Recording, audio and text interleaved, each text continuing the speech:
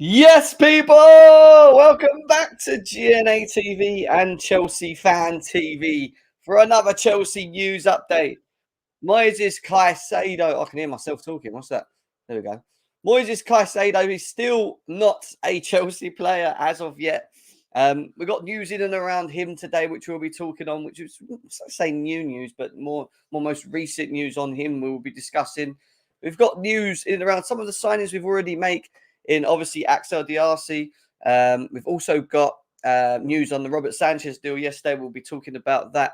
Vlahovic as well. Romelu Lukaku looking to move on, but to move on means we have to try and get rid of Romelu Lukaku. We'll be talking about him as well. Who else have we got? Caicedo news. We'll be talking about more about Caicedo. I'm trying to think what else we've got on here, really. Yeah, and also that news recently in regards to Livramento as well. Livramento's obviously been sold, which we're going to get to in a second. Lots to speak, lots to get into. I haven't been on again for a while. Now I keep saying to you, I'm going to be on every couple of days, but I've been so busy, and obviously Chelsea again, not really giving us much to talk about. We will talk a little bit about the pre-season as well, and what we've seen up to this point. Everything to get into. Panel to follow as well. 150 of you beautiful people here already. Smash them likes, guys. Every single one of you hit the likes as quickly as we can, please. And let's cue that intro.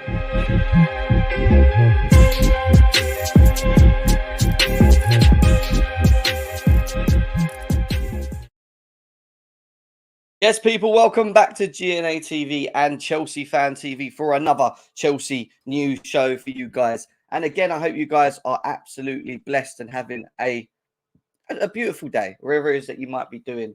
I hope you guys are having a great day. And obviously the weekend approaching as well. So, yeah, big up to you. Let's say hello to everyone in the chat before we start talking Chelsea. It's our usual routine. Big up to, yeah, boy, what you saying? Nice to see you, Leo. Chris, Proper, Louis, Evan, Mopey, Edits. Who else have we got here? Who else have we got here? Chris, Corey, how are we doing, bro? Nice to see you as always. Elton, Santiago, how you doing, Santiago? Nice to see you. Let me turn this Wi-Fi off because my Wi-Fi is a bit dodgy. Huzzy says Kudus. Well, Kudus has gone a little bit quiet, hasn't it? We had the news in around that Chelsea may be able to get Kudus or Elise. It seems like more Elise at the moment is what I'm hearing in terms of individuals. But who knows with Chelsea, right? We all know that we're all trying to focus still currently on the Moises Caicedo deal and trying to get that done. Caicedo still wants Chelsea from what we understand as well. So, Chelsea trying to agree a fee with them, which we'll get into a bit later. But, in terms of Elise, in terms of Kudus, we're still waiting, guys. We are still waiting. CFC Peslod, how are we doing? Casaday Fan TV. Big up George One. How you doing, Georgie? Nice to see you, bro. Big love to you. Sosa's in the building as well. What you saying, Sosa? Joe says Arsenal getting Raya for pretty much the same. One of the best keepers for last season. I'm a little bit in between when it comes to Raya, I'll be honest with you. King Mo, Aussie, we got here. Forget about the boy. Aussie Mo, how you doing? Genius, how you doing? Nice to see you. Shockwave. Andreas is back. Hello, Andreas. How you doing, man? Got a runny nose today. Jesus. How you doing, bro? Big up Steve in the building as well. Steve, what's happening, man? How you all doing, guys? Nice to see you. I've also got a new chair, guys. Look at this. Look. Why you been gone? I've got this. A little bit more professional, right? A little bit more comfier for me as well. Like I can lean back now. Every time we talk about Chelsea and I'm frustrated, I can just lean back and just do this. No. Now I can I can kind of talk about Chelsea really into my chair. Do you know what I mean? Big up. What else we got here? Big up Proper Chelsea. Says big up CFTV. We're going to talk about Caicedo. That's going to be later on in the show today. Hearing about Caicedo to Chelsea is like seeing paint is getting dried. It feels like it. Stock Surgeon, doesn't it? It does feel like it.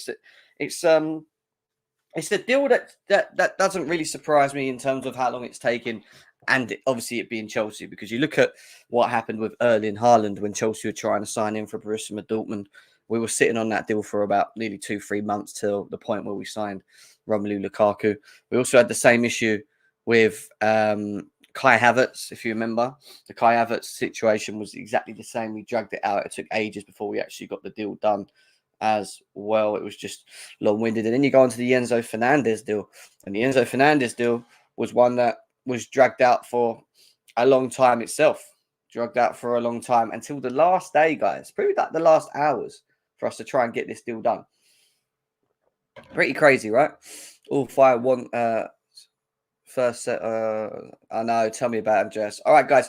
Do me a favor. Still over 163 of you guys here already. Run up the likes, guys. The more that we run up the likes, the more that it attracts people across YouTube. New viewers come across and they join this beautiful community as well, guys. So, thoughts on pre-season? Well, we can start there, Steve, if you want. Yeah, this will start quickly before we get into the transfer news. And let's talk about what we've seen in this pre-season. Well, we haven't lost a game. We did lose a game. I think we drew 2, didn't we? Obviously, there were some important performances, especially ones from new signings in themselves. And obviously, we'll start with Nicholas Jackson. Nicholas Jackson, it has, he's massively impressed me. Massively impressed me. There was always a question mark with Jackson about how good really is he? Is he an individual that trying to find, is he an individual that's maybe like a second striker? Is he someone that we can actually rely on to lead our line going into next season? Yes, we know we're playing lesser games, etc. But when you look at his performances and what he brings as a striker, early doors, because pre-season is a pre-season, let's not get it right. Consistency is always key in all these things as well. But what we've seen of Nicholas Jackson so far, the ability to hold the ball up, very good technically with the ball at his feet, driving forward, linking play, moving forward, 1-2s. Very quick off the ball. I love that he has the speed. He's very quick. But ultimately, he's just very good with the ball at his feet. He for a tall guy as he is, he has that low center of gravity of being able to drive forward and, give defenders problems with his dribbling ability, with his speed, getting in behind. And on top of that, he can finish. And he scored a couple goals in pre-season already. He's got a couple goals in pre-season already. Is he going to lead our line going into the season? Yes, I think he will. It's now down to him to now go into this Premier League season and just be that man, be the striker. And if he can be that, and he can start, scoring goals for this club from day dot moving forward, it answers a lot of our questions. And then you start looking at how much money we spent on him, the type of profile of player that Bowley and the ball decided to pick in him as well. And then you start looking at it and going, do you know what? This was a good call. This was a good shout. Do you know what I mean? So I'm pretty impressed with Jackson. I think he's one player that brings a lot to the team, something that we missed a lot of. And I think with Chelsea, you've got to have the abilities of holding ball up. You've got to have the abilities of moving forward with the ball as well, right? He needs to have that sort of ability, and he does. He has that in abundance. So, pretty impressed by him. Now, I want to go to someone else very quickly who, once I get it out, who doesn't surprise me, because I've wanted this guy for about 2 summer windows now. Well, I just missed it. Just missed something. Bit of news. No, it's not us. I thought it was something to do with us then. It's an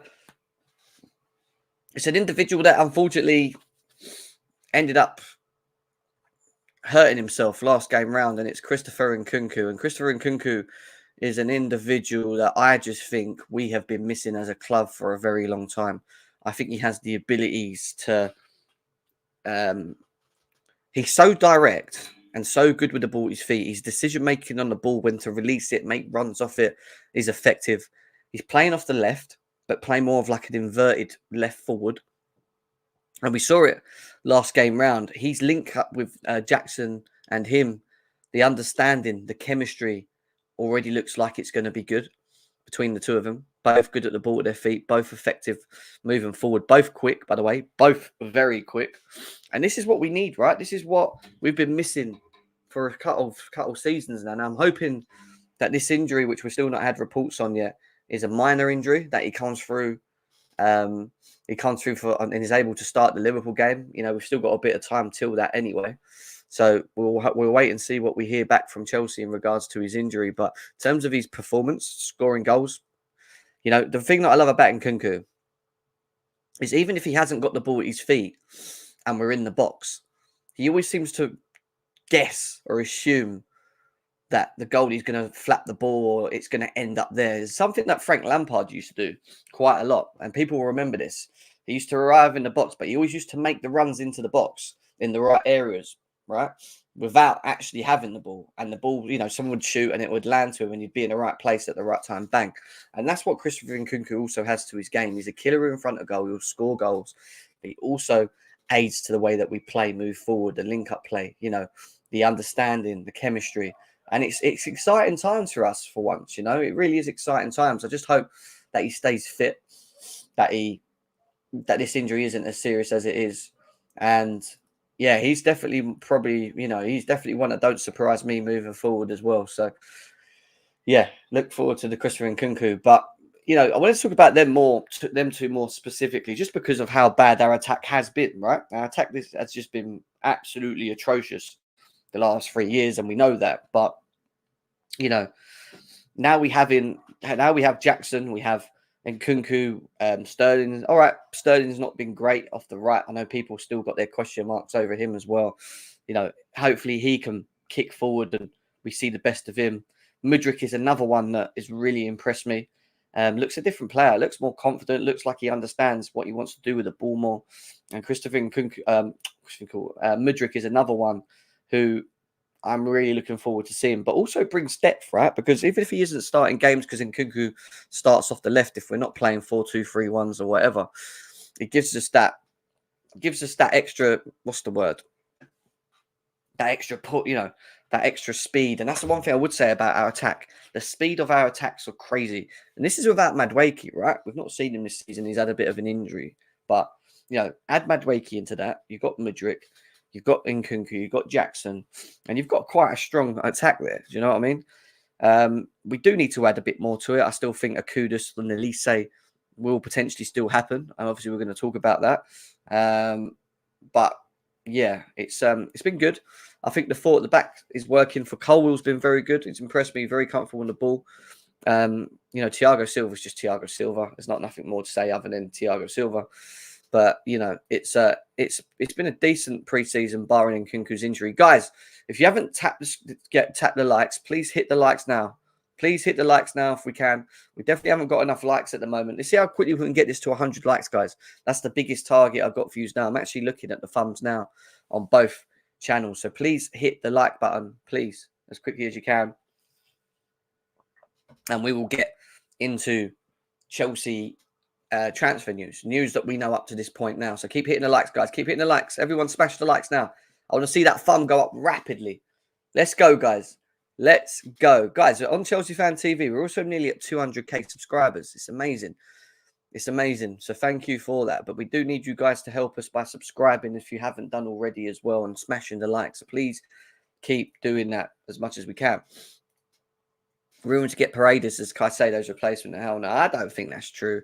There was also talks about Adams from Leeds as well, who I think, to be fair, would bring us good depth. And I think we do need two. Ideally, I'd have Santos, Enzo, get Caicedo, and have maybe one more in like a Tyler Adams or whatever. If you can get someone on the cheap, then you do it, right?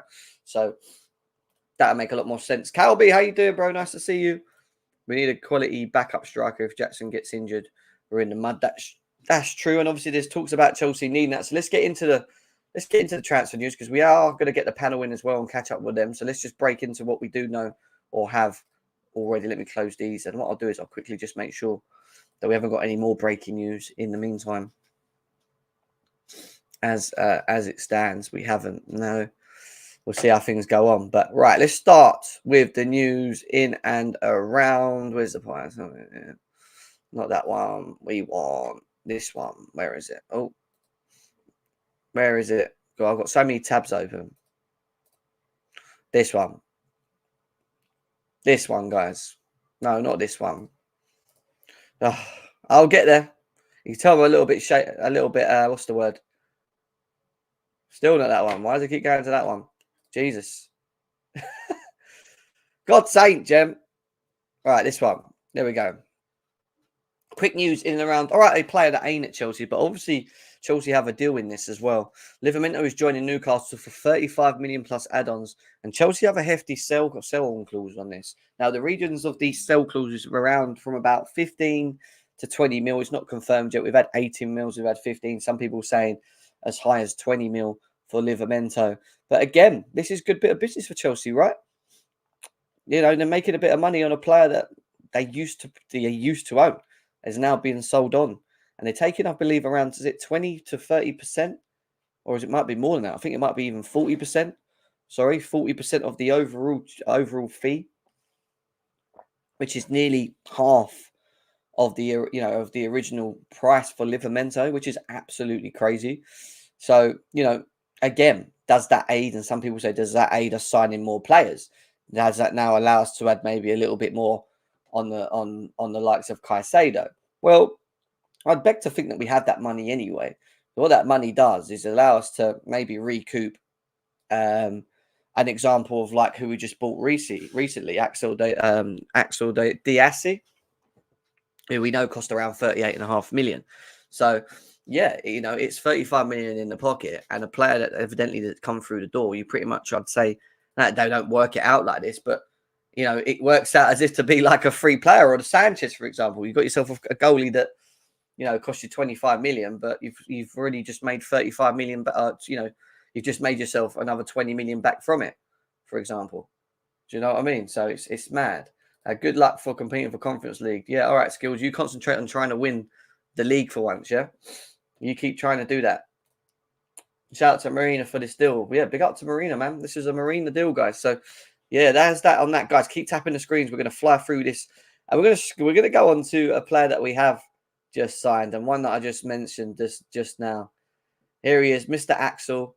Axel is a blue, guys. 38.5 million from Monaco, 6-year contract, and this was one that kind of come out of nowhere, right? Come out of nowhere. And I've watched a bit of him. Yeah, he's 25 years old. He's definitely got the height. Aerially, he's very good. For as tall as he is, he's actually very good with the ball at his feet as well. He's very progressive. Stats say that he brings progressiveness to it. There have been other clubs, big clubs, interested in him, but Chelsea seem to have obviously beat him to it. He likes the back four. Wesley Fofana being injured, he comes in as a replacement for that, and pretty much covers Thiago Silva, who might not be able to play every game. And, he brings leadership experience. He's an experienced leader from Monaco. Obviously in the French team as well. So born and bred in actually Paris as well, guys. He is. And I'm looking forward to obviously seeing what he brings and what he possesses. And I've watched bits of him as well, and he's a big unit. And when you look at us last season and the seasons before, we always looked very small, like small frame players in the box, right? And we weren't always great from corners. So, I think having him at Chelsea made sense. And I hope that he kicks on, and him and the potentials of him and Colwill maybe be in the future. If Fofana's, struggling to find his form and get into the team is an option for us. And that's the one big thing I would say, having options, but quality options. And he is a quality player. He's a quality defender. And I just hope that he succeeds with us in the Premier League as well. And he's a bit slow, yeah, but then everyone always has their faults, right? So let's go on to this. I'm confident about my game. I'm very happy to be part of this club, and I hope to see you soon on the bridge. The pace, the impact, and the aggressivity. I think I'm ready for this. I'm confident about my game. I'm very happy. I saw the stadium. I'm very happy and excited to start. Well, he would disagree with a lot of your comments, guys. He said pace, aggressiveness, so he seems to think he is a little bit quick. I don't think I'll worry with him from the physicality side. He's big. He's a big lad, guys. He's going to be a unit at the back, a brick. Yeah, he looks a little bit like a truck when he turns, right? But I don't think he's the slowest player. So we have to just see how and what awaits for Axel at Chelsea. And I look forward to seeing him in a blue shirt as well. He did also comment on his move to Chelsea. And he says, I'm so happy to be here at this big club. I'm really proud to be able to be a part of this great family. And I hope to achieve very big things here to win titles. We'll do everything I can achieve those objectives. I will do everything I can to achieve those objectives. I am very ambitious, and that's what we want, right? We want ambitious, hungry individuals in our squad. So, yeah, guys, nearly 300 people here right now. I mean, 20 minutes in. So please keep tapping the likes. We are going to fly through the news today. Then we're going to get the panel in, and we're just going to talk about everything, every little thing. And yeah, could this be our future? Could this be Chelsea's brand new centre-back partnership moving forward? Well, it's a unit of a defence. Would you be comfortable in seeing this? It's a big question mark. I think we need to see Axel on the pitch, but there's no doubts that Levi Colwill is and will be a top player for this football club, and we obviously got him across the line as well. So, you know, him, Colwill, as the back four for Chelsea moving forward, both potential bringing, both have the potential to bring leadership qualities, both strong, both good with the ball at their feet, just big, big, strong centre backs, and that's good. There's nothing wrong with having these type of players in our team, young as well, still semi-young. I look forward to seeing what they can bring to this football club. Really do. I guarantee you that he will get exposed in the EPL. Well, we'll have to see, bro. I just don't like the whole idea how people just jump the gun about players that we sign and just kind of have this negative outset on them straight away. Just give them a chance. Just give them a chance. Nothing wrong with giving them a chance, give them a chance. Keep tapping the screens, guys, as Zach says here. Jim, Chelsea should have signed Alde Güler. Good player, by the way. Good player. Can you imagine? He's an absolute tank. He was a tank. Terry never had pace, neither did Silva. If you can read the game, you don't need pace. And that's true. That's a big caution. Your in-game management, your understanding of the game, your reading of where you are on the pitch, where to position yourself when things come. These are all important things as a player, especially if you're a player that's not blessed. And John Terry was a good example of it. And I'm not saying he's John Terry level slow, but we'll have to wait and see how slow he really is on the pitch. But, let's see what we get from him moving forward. I know, exactly. That's what I'm saying. Let's just wait and see what he brings to the club. And obviously, hopefully, this is another signing that we've made that works. And when it comes to goalies, we talk about it. We've said we need someone. Well, Robert Sanchez is the man that has now been appointed at Chelsea Football Club. We've managed to pick him up for 20 million on a fixed fee, with obviously of a total package of 25 million. So 5 million add-ons with that. Obviously, it's verbally agreed. It's done. He's, from what I understand, done his medicals today. Caicedo talks also in a separate deal. This goes to show the strength of relationship that is still there with Brighton. Some people felt or kept saying that Chelsea's relationship with Brighton had hit rock bottom. Well, why would it if we managed to still sign players that we are now? If anything, I think we need to look at it on the basis that it actually strengthens the position of the two clubs and obviously their deals between. Yes, the Caicedo deal is taking very long, guys. We know that. He is the main priority for Chelsea. And the main priority for him is to leave and come to Chelsea. We've been told that many times. So, the issue here, and we already know, and we're going to get to him in a bit later, is obviously between the two clubs. But in terms of Sanchez, is he coming in as a second goalie? I don't think so. I think he's coming in to compete. He might not start the beginning of the season and whatever else, but he's going to be there. And guess what? He's being managed and trained by his ex-coach, goalkeeper coach, who he's now linked up with again, and also got the best out of him. And he has been a good goalie, He is a good shot stopper. He is tall and physically. He will command his box. He can play out with the ball at his feet as well. So you've got two goalkeepers that can play out with the ball at his feet as well. And this is what we need, right? We didn't want Kepa just to be the only goalie that we have going into next season. I just don't think it was the right thing. He'd have been comfortable. And now this will keep him on his toes, because if he doesn't perform, if he doesn't make things happen, then, you know, Sanchez will be ready to take his chance. So let's see. Let's just see what happens. And it's good competition, guys. It's really good competition. I don't know what you guys are talking about in the chat here. He's arguing with Arsenal fans, guys. Don't bother wasting your energy with Arsenal fans. It's not worth it. Guys, over 200, nearly 250 people on Chelsea Fan TV. Guys, keep slapping up the likes if you can for me. We should be on 100 by now. I don't really have to keep looking, but, you know, 82 likes on Chelsea Fan TV. Guys, that should be over 100 right now. That means people there have not smashed the likes. If you can hit the thumb below the screen, please do that now.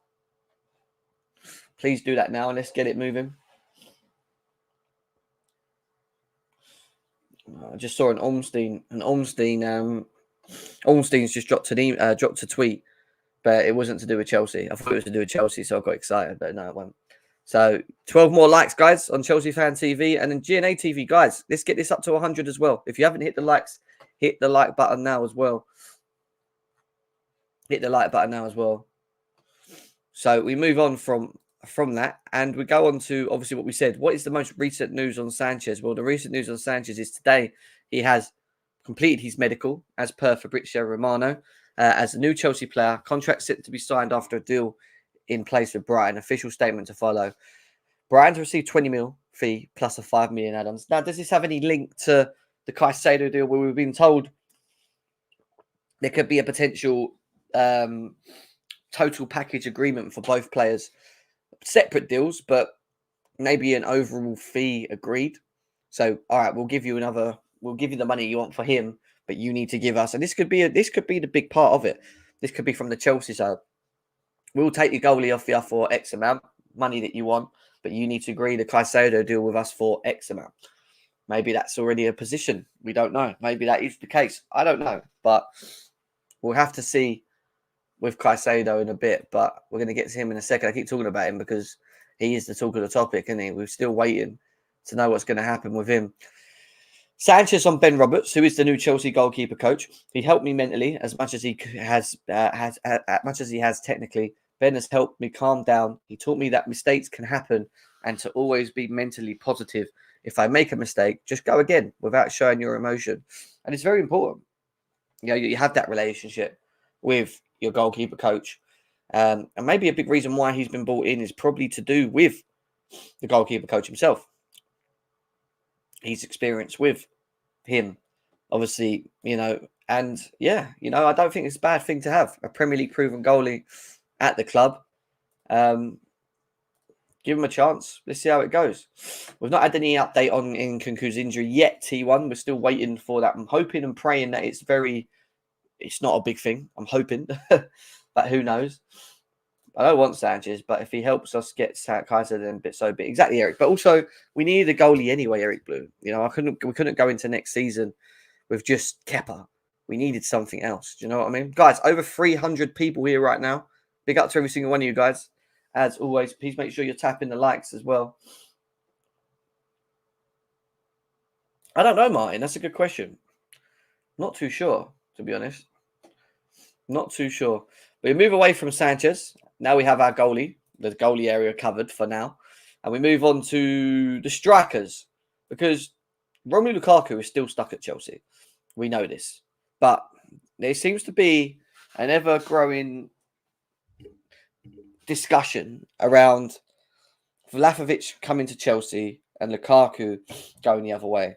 But Juventus want 40 million plus Lukaku. Pochettino is now saying that it will take a couple of days to think on this, whether we take on Vlahovic or not. Do we need another striker? That's the real big question here. Do we need another individual at the football club? Well, the answer to that is probably yes. Yeah, Jackson could be the number one.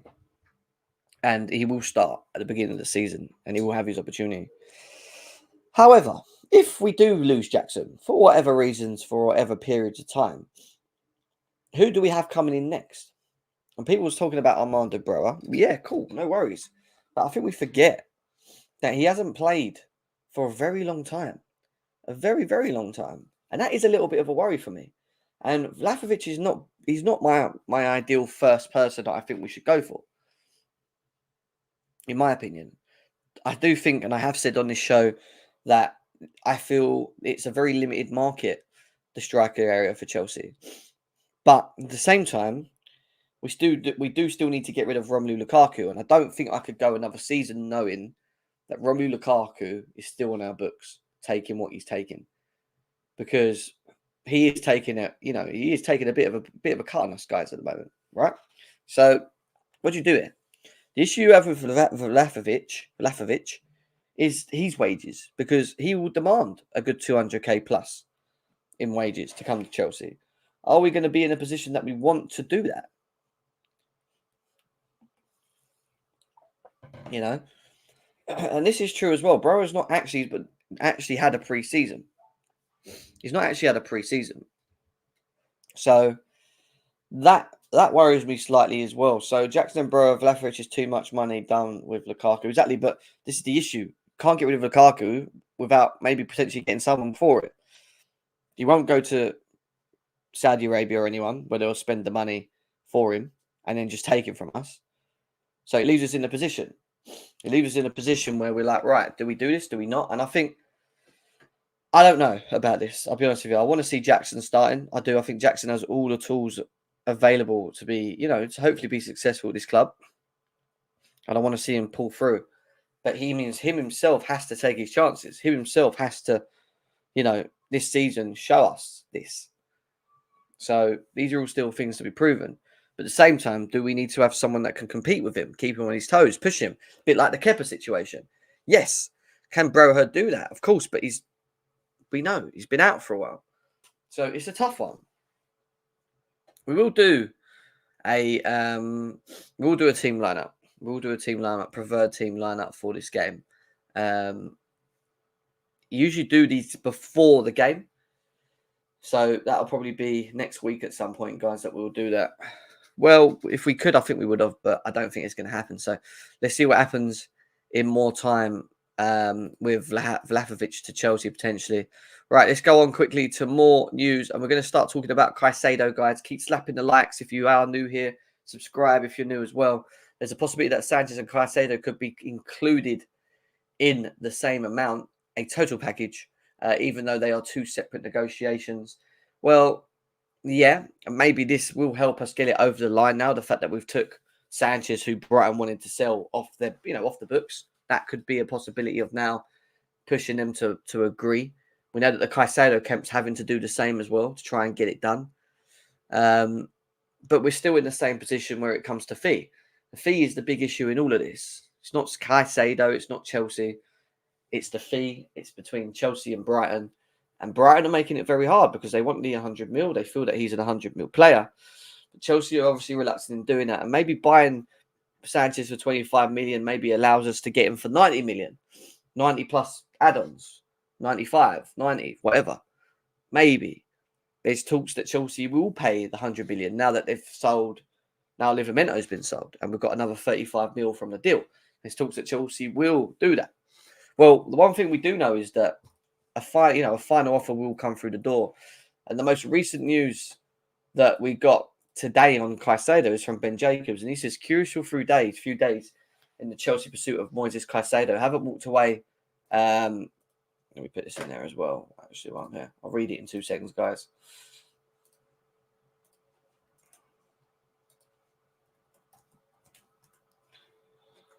Let me read it now. Have walked away to date despite lack of progress in negotiations. Fourth bid this summer still deemed likely. Pochettino wants a minimum of 1 senior midfielder, but 2 come in. Exactly what I said to you guys. Wants Caicedo plus 1 more. I expected that. What he wants and what he gets could be 2 different things. We have to wait and see. Brighton sources insist they are planning for a new season with Caicedo and that he's expected to be at the club when the window shuts. But Caicedo himself is still pushing for a move away. But that don't make sense to me because we've even heard the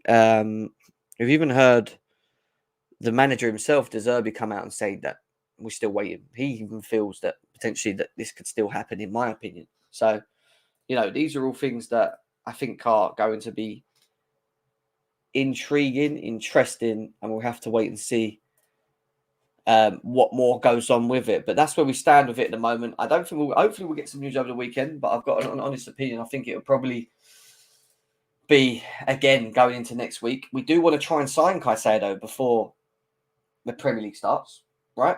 That's what we want. We need a midfielder. You know, I saw Conor Gallagher over pre-season playing next to Enzo Fernandez, and don't get me wrong, did have a bad game, but you could just tell he isn't. You could tell he isn't made for that position, that role. Do you know what I mean? So yeah, it's going to be intriguing and interesting to see what happens from there. But what are you all saying in the chat, guys? I'd like to know. Also, if you're new, please like, share, and subscribe to my channel, GNA TV. Join our Discord server as well. There's a Discord link to join that. If you want to join, please obviously copy and paste that link, and that'll take you into our Discord where you can talk to us over there about more news and football related things to do with Chelsea as well. Hassan, how you doing, bro? Yeah, it's been a while, Jim. How you been, man? I'm not bad, brother. I'm not bad. Caicedo again, still dragging out. We have signed Sanchez. Getting your thoughts on all of this at the moment. What is your thoughts on the Caicedo thing as well? My thoughts is right, and with the whole situation, I think a lot of news outlets and a lot of journalists tend to, in a way, recycle content, which means that in a way it's a kind of a good thing because it's in the dark. The club's working behind the scenes. They don't really want to say anything unless it's basically done or it's in advanced stages. But the feeling is around the sources, and the sources that I've trusted is it's more or less like the Kunde situation, the whole commerce thing. So I'm quite confident that we'll probably get this deal done. I think Brighton do want to get this. I don't think they are bothered, but the money's so big that they would sell if you know what I mean. Like, if the bid is big enough, they will sell. It's just depending on how much they want to milk us. And let's be honest, they know as well as we know that if they hold out enough, that we may get desperate.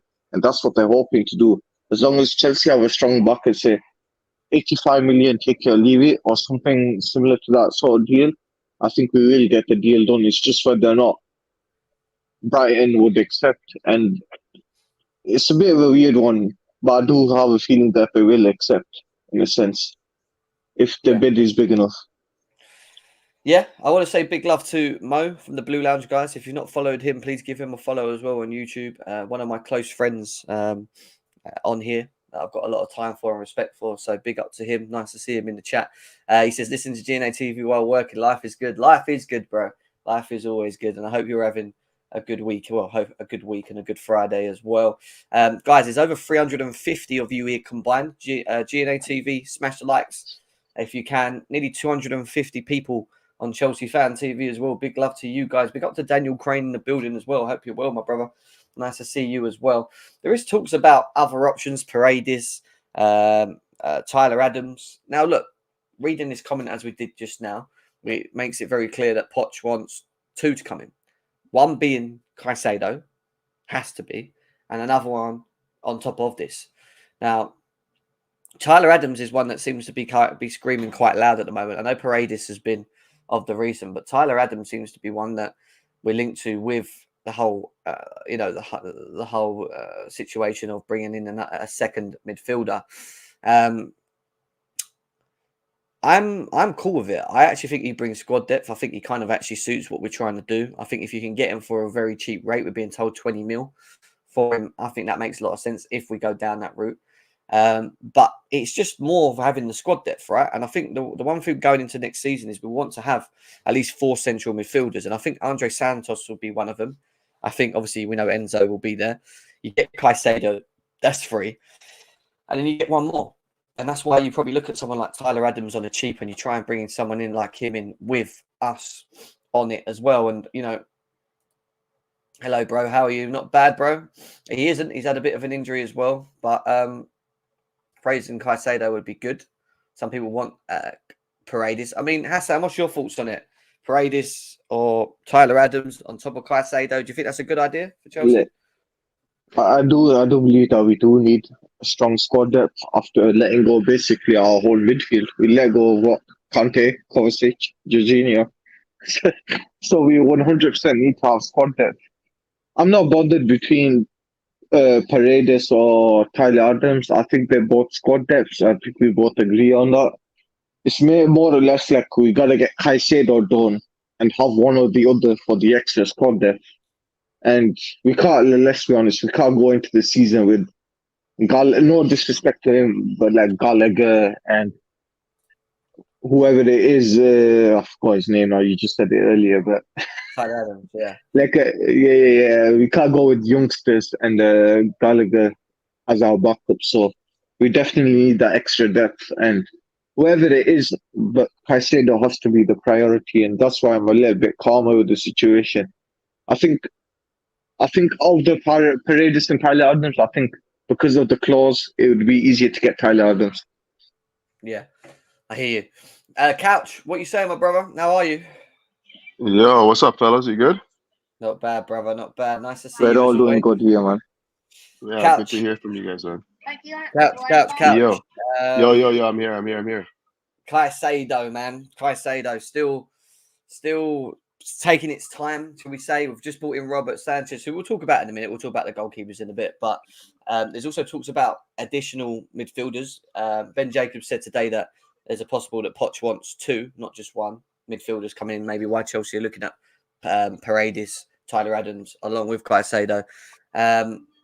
What are your thoughts on the overall situation, mate?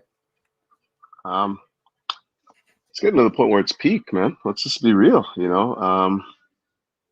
This ownership has a propensity to just panic and just pay overs all the time, and I've been pretty consistent in my stance on this. I think that we have to recalibrate that opinion of what we are as a club. That when push comes to shove, we're going to get pushed, and yeah, like I want Caicedo. I think he's going to be a fantastic player for us if we can get it over the line. But I certainly do not want to get anywhere near what they're considering their valuation for him. And it's not because, you know, I don't think that we can afford it or anything like that. I just think that we need to be in a position where we're not being taken advantage of in the window. This will have a knock-on effect. I know I've mentioned this before. This will have a knock-on effect on subsequent deals. You want to get a player for 20? No, it's now 40. You want to get a player for 15? No, it's now 30. And, you know, like no player, as desperate as we are in the midfield, I would rather get stopgap solutions at this point in time than have it out in the media, have it out in, you know, out in the universe that we will just pay overs for anybody, because that's not sustainable and that's not how you build a winning club. Like when you're spending overs and overs every time you go to the window. That midfield alone, the midfield duel alone of Caicedo and Enzo would be well over 200 million. Like that's crazy when you think about it. You usually have one midfielder at that price if you're lucky, and then you build around that with, you know, just complementary pieces. For me, I think even somebody like Tyler Adams, I know we had a chat in the group. I think that he's a quality midfielder. You know, he's not a complete midfielder, but he's a guy that can come in and do a job for you in a specific role. He's available for 20 million. You know what I mean? Like, what are we doing here? You know, so I'm kind of at the point right now where if it's not Caicedo, we bring in two, and if it's Tyler Adams and I don't know, somebody like, man, I can't even think of a name right now, to be honest, because I definitely don't want Alvarez either. Yeah, so be it. But that's kind of where I am with this whole thing. Got a super chat from T1 says, when CFC came calling for Enzo and Fofana, forced their clubs to make the deal. Caicedo is just chilling because in his heart of heart, he doesn't want CFC. I don't think so. I don't think that's the case. I don't think also that he's the type maybe to throw up a fuss and kick, you know, which maybe we need right now. I also feel that if anyone's going to make any energy or at least make a move or make things happen, it's got to come from his agent. It's got to come from his camp, not just specifically him. We've been told that he wants Chelsea. You know, it's been clear that he wants Chelsea. De Zerbi's interviews, even in his way, when you listen to him, even he's still very like, we want Caicedo, but things can change, blah, blah, blah, blah. We will need to bring someone in.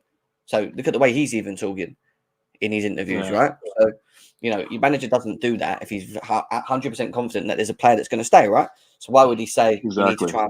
You know, I've got someone else in mind, and he said that if we have to, to then bring in. So they obviously know that we're in negotiations with him, and I do think we're at a point now where this is going to be the final call. It was just going to be, this is what we're going to put down, take it or leave it, and we move forward with it. But does it have any ties to the Robert Sanchez deal, Couch? What do you think? Or do you think that this helps our relationship in trying to get the Caicedo deal done in any way? It could. But before we get into that, I just wanted to address CNAC, because I agree that, yeah, this could be the last time that we go big or whatever. But I'm kind of like this. What if something happens to one of that midfield duo? What if Caicedo suffers an injury and we're desperate again? What happens then?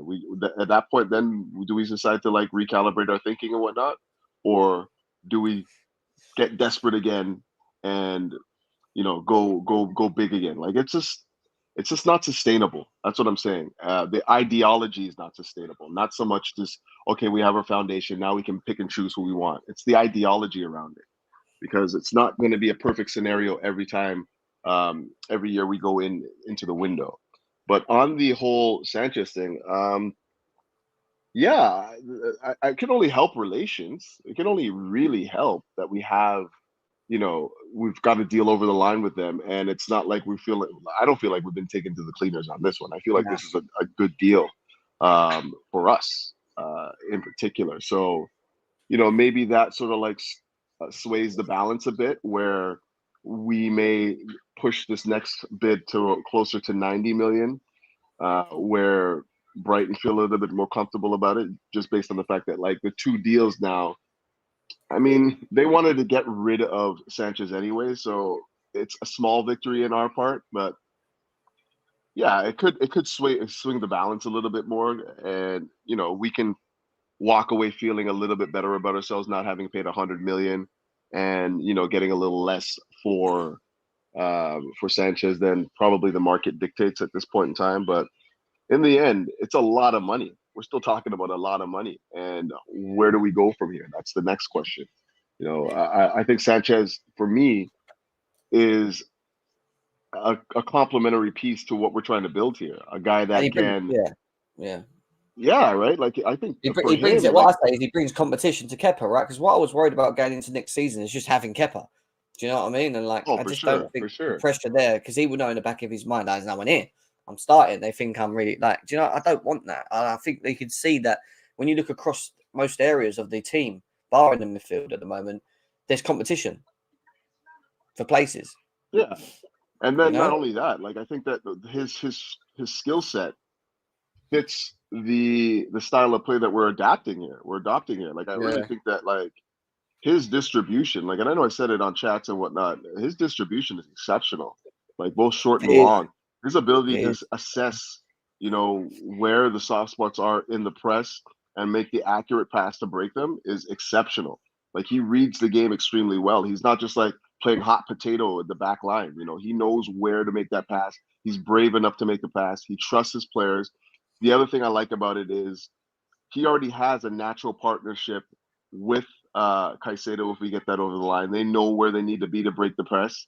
You also have, if he does play, Cucurella, who's always been his outlet on that left flank in his good years and whatnot. You watch his distribution comps, all you see is ranging passes in that 35 to 40 yard mark towards Cucurella, who's handling it. And like the time we bought Cucurella, it was like, oh, he's good in the air, It was because he was jumping against similar fullbacks and stuff like that, because where the aerial duels was going. I just wanted to say that as just a sidebar thing. But I think his distribution will help us play more direct, and he's the type of goalkeeper that is brave enough to make the difficult pass and make it look easy.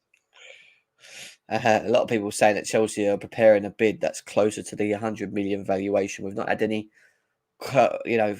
Fabrizio Romano Ornstein confirmations of it, but it seems like people are saying, well, it's the only real thing that they can say when you think about it, because that's what Brighton want, right? It's like putting two and two together at this point, Anyway, Chelsea are going to get it done. I think what the Solskjaer are saying is just the educated guess at this point, because we all know it. Like you can probably say that as well and break the news, but yeah, Chelsea finishing 11th this season and we're winning the league is what we got from Arsenal #1. Thank you for the donation to a Chelsea channel, man. I appreciate that. Big love. And again, for the donation to a Chelsea channel. Come on, you guys. Chelsea in the mud. Klopp Seven Hog. Okay, mate. Big love to you. Good luck. He's Good got luck. clown emojis. We've got another one Stop from him spending as your well. lunch money, bro. Stop spending your lunch money. Oh, it's all right. He's contributing to a Chelsea channel. This is really good of him. Thank you, Angie Poch, Klopp, Hag, Pep, Arteta. Come on, you Gunners. Okay, mate. Well He's done to you. Tell confident, your man. mum on He's you. confident. He's I'm confident. gonna tell your mum on you when you're spending your money. Hey, the listen, wrong he's way. what? He's better with the At league. least he. Are you talking to that guy? Mhm. But I do think the point, if we do get him, is what we've got Nax saying here. There is no way us signing Sanchez will be any crossover with a deal for Caicedo. You think Brighton will make it that easy after all? No, but what it does confirm, original, and this is something that squashes what people have been saying on Twitter, is that Chelsea have burnt their relationships with Brighton. We haven't, because we managed to get a deal done quite easily and comfortably for Sanchez quite quickly, may I say as well. So look, we all knew that this Caicedo deal was going to be a bit of a pain in the backside. All right, maybe not this much, but we shouldn't really be that shocked, because in past negotiations for players, this is what happens with Chelsea. We are very slow. We're not as aggressive as a Man City in getting negotiations and laying it down and getting it done. Look, they've just signed Gavordia today, and got it across the line. So, we are different in that way. We've done it with Kai Havertz. We've done it with Erling Haaland. Look at Enzo Fernandez. Took us to the last blooming hour. Do you know what I mean? We are a little bit slow when it comes to trying to get deals done, for whatever reasons we are, so we'll just have to see what happens with that. I mean, let's talk about the goalkeepers then quickly. Obviously, Couch elaborated on Sanchez's qualities. I agree with, by the way. I think he's technically very good. He can also make a good save as well. He's only cost us 25 million as a total package.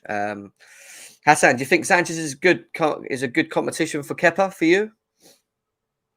I think any decent keeper who can play from the back is going to be a good competition for Kepa. I think, no disrespect to him, but we've seen his flaws over the years. I think with the whole situation of Kepa, I think we've been probably trying to get rid of him in a sense, but the goalkeeper market's a bit dry out there, so I take with whatever I get. Do I rate Sanchez? Not as much. I think he is a decent goalkeeper, but I think this is where some of our opinions, we go from agree to disagree. But can I name a better goalkeeper out there in the market? I don't even know. I think Martinez was probably the best out of the bad bunch of them, but he'd be really expensive. So, I mean, I can see where this deal is going with. I think Brighton want 100 million plus in terms of sales. Caicedo would have probably hit that mark. But since we got Sanchez, I do believe that the Caicedo deal should be lowered, because they are aiming for that 100 plus million sale mark. So it may work in our favor, but it may not. But despite that, it's good to have competition for Kepa. I think we all agree that Kepa needs to have some sort of competition. It may improve him or it may drop him off, and I think that's what some people want. I think people want Sanchez to be the number one. But let's hope. I just want a competition. I just want a competition. I don't really, he needs to be pushed. Kepa does, obviously, and I think that Sanchez is the type of guy. Oh no, Sanchez definitely brings that.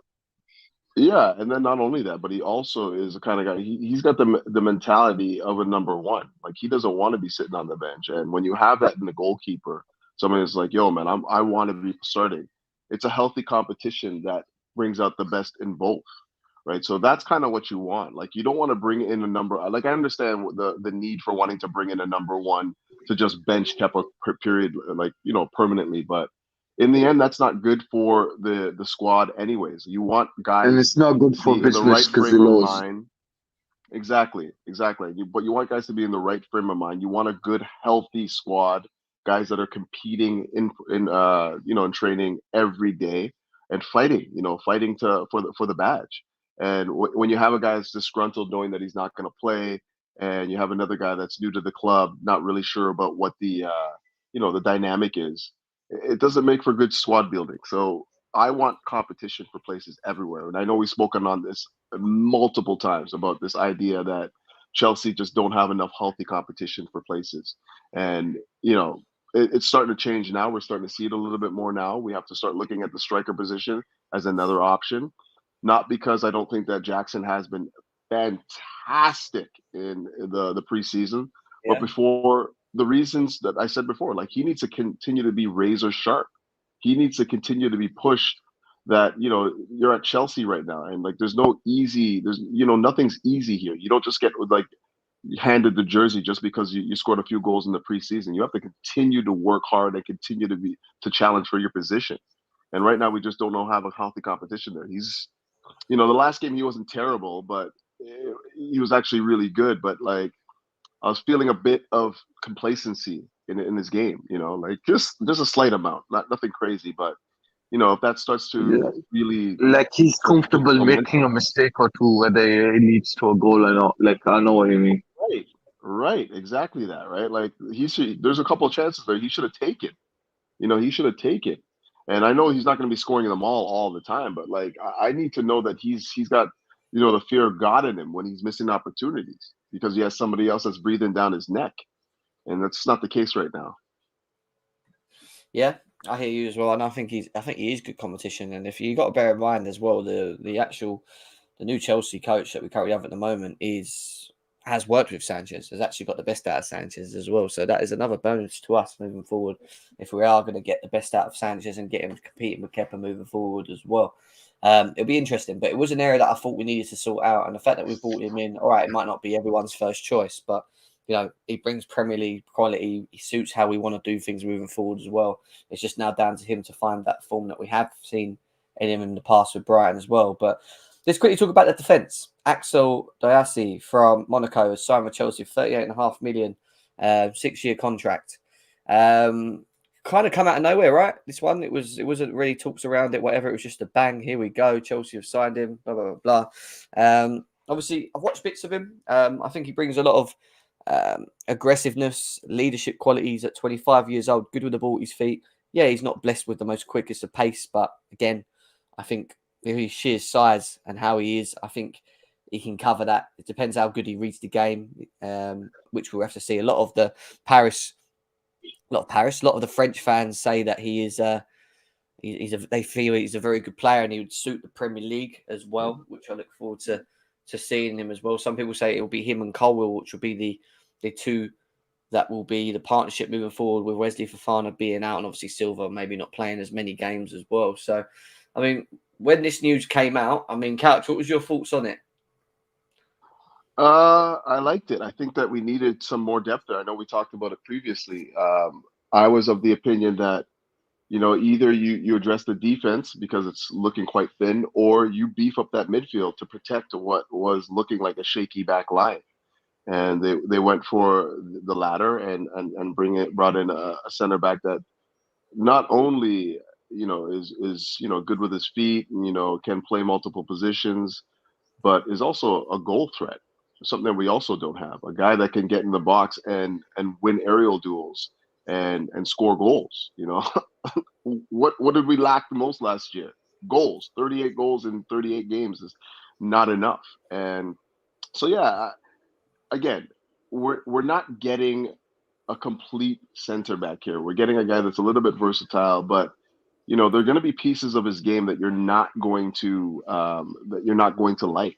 You're not paying 80, 90 million pound for this guy. You're paying what was it for? I'm sorry, I forgot the number. 38.5 mil. 38.5 mil.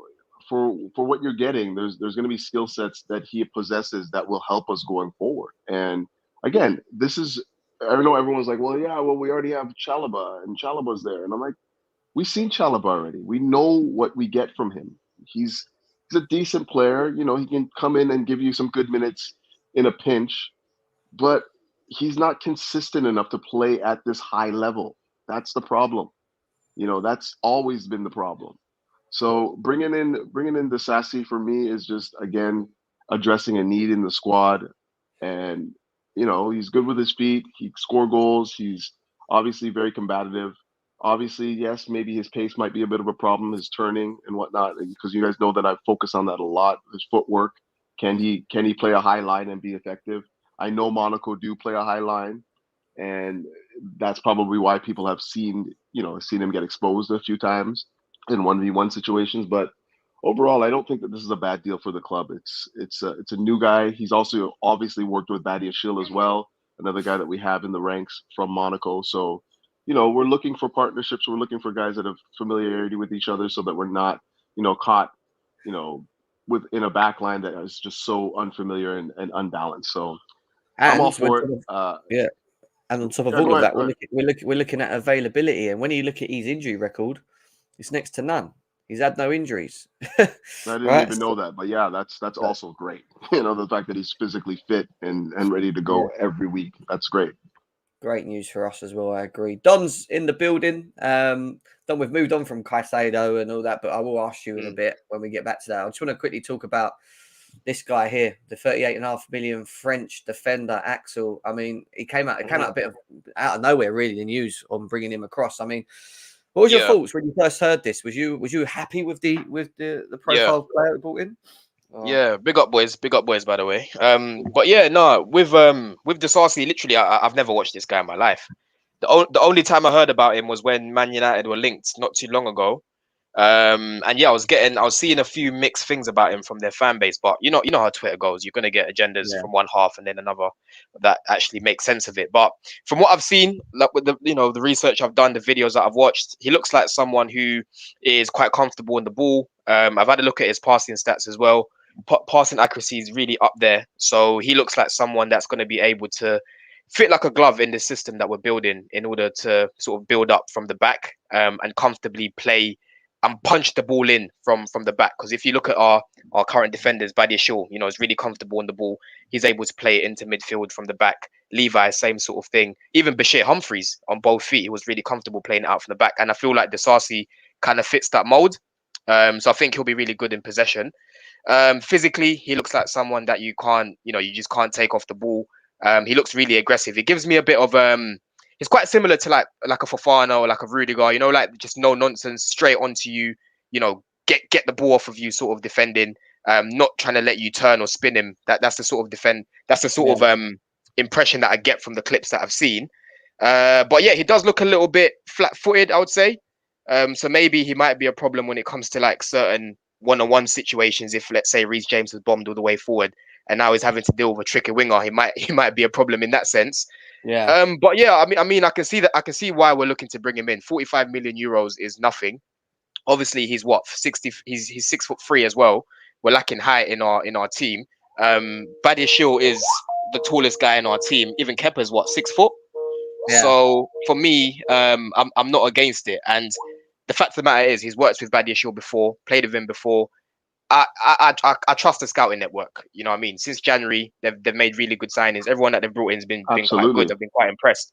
So as much French as I haven't watched, as well. Let's just say that French international. He's got leadership qualities as well. People forget he was captain of Monaco partly as well. Oh, you're the captain. He's been part captain at Monaco. Oh, okay, that's good. Yeah, I think he's gonna come in, and I think I can definitely see the attributes that we've looked at and said, you know what, this is someone that we can bring in. I'm not gonna disrespect Chalobah because I rate Chalobah. I think he's a good squad player. But again, like Chuck Couch said, there's quite a few limitations that he's got. I don't trust him over a 38 game period in a back four. I just feel like Chalobah always has just a mistake in him. Do you know what I mean? As much as I like him as a player, I just don't feel comfortable playing him in a back four in a 38 game season. So yeah, I can see why they've kind of looked at that and looked at a player like Disasi. So the only downside that I would say is his pace. He doesn't look the quickest, but again, it all depends on how you play the game. If he's able to read the game, understand movement, understand where to position himself, he shouldn't be finding himself being caught out. And I think they've done enough scouting on him to know like this is someone that will work in a high line with Poch. So yeah, I'm not against it. Obviously, I'm keen to see what he does at Chelsea, but from the clips that I've seen, I can definitely see the attributes that they've picked out, and the reason why they've actually gone in for him. Yeah, Hassan, do you want to add anything else onto it? I think a lot of you guys have addressed a lot of the points, but I'm just keep it short and sweet. I don't know much about him. But I'm glad that the scouts are doing their job, because it's been a while where with our scouts or even our old scouts have gone in for a player that we've gone, who's this guy?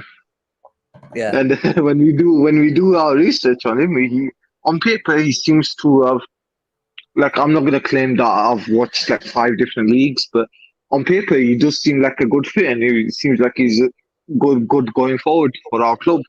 And I'm not gonna expect much for the price tag as well, because I know that he's got a few flaws, but a lot of our players have got flaws. As long as his flaws are covered within the system, I'm happy with him going forward, and it makes complete sense that we go for squad depth with the centre backs, and because of our injury issues, and knowing our look, one of the centre backs will probably get injured in the future. So again, we don't know what kind of Fofana we'll get after the ACL. So I'm glad that we are thinking ahead and we are doing these type of deals. And I'm just glad that we got the squad depth we needed. Yeah, I hear you. Yeah, we're building a little bit of a French Revolution, man. You've got Gusto, you've got him, you've got Badiashile, Fofana. Do you know what I mean? There's quite a lot of... Even the other day with the... Is he gone? I think your mic's gone. Do you know what? Your mic or your connection gone? What I will say real quickly is one that's impressed me quite a lot is Gusto. I don't know about you guys, but he really, and I wanted Gusto. I don't know if you remember. I said that's the one right back that I wanted back then. I said, I think a lot of the fans wanted him. I think he's been one of the fans type of signings, and he's been quite good. And since even before we signed him, I think a lot of people praised his qualities for his price tag as well. Quite good is an understatement. He's been one of the best performing players all preseason. I would say he's had a better preseason than Reece, in all honesty. Yeah. No doubt. A lot of people. Sure. But with that said, like Reece come back from injury, but like I thought after I saw him play against Matoma, which was I think it was his first game, right? No, second. First game was against Wrexham. Game. Yeah. Right. Okay. So Wrexham. Okay. The first real game. How about that? After I saw him against Matoma, I was like, yo, this guy's quality, because Matoma gave almost every right back in the league last year problems just with his trickiness and pace and dribbling. So, the fact that he was able to like handle that guy, deal with him in 1v1 situations, gave me more than enough to for me, that's what it is, Couch. For me, like with Matoma, he acts like a bit of a litmus test. Do you know what I mean? Obviously, we haven't seen Gusto play in a competitive game as of yet. But Mitoma is a good litmus test to see, like, can this guy actually, hold his own, the fullback that he's up against? And for me, what's really impressed me is his positioning, how he shapes his body when he's defending as well. Like, he doesn't just rush into tackles. He's very good at timing his tackles as well. He knows when to go in and he knows when to back off and he knows when to go in for the block. Like, he's just very good. He's a good player. And even the second game after that was the third game even was Newcastle. He came up against Isak. Isak again, he shut him off. Didn't do anything against him. The other day when he came on against Dortmund, played very well. That guy, didn't he? He had a quick sort of pace. I think they played the ball over the top, and it was like a run to the ball, and he just shifted that guy on the floor, like left him on and turned on the ball. And that guy, I don't even know who that guy is, Jem, but he was quite tricky. And again, he had him. No worries, Couch. So see you later, Couch.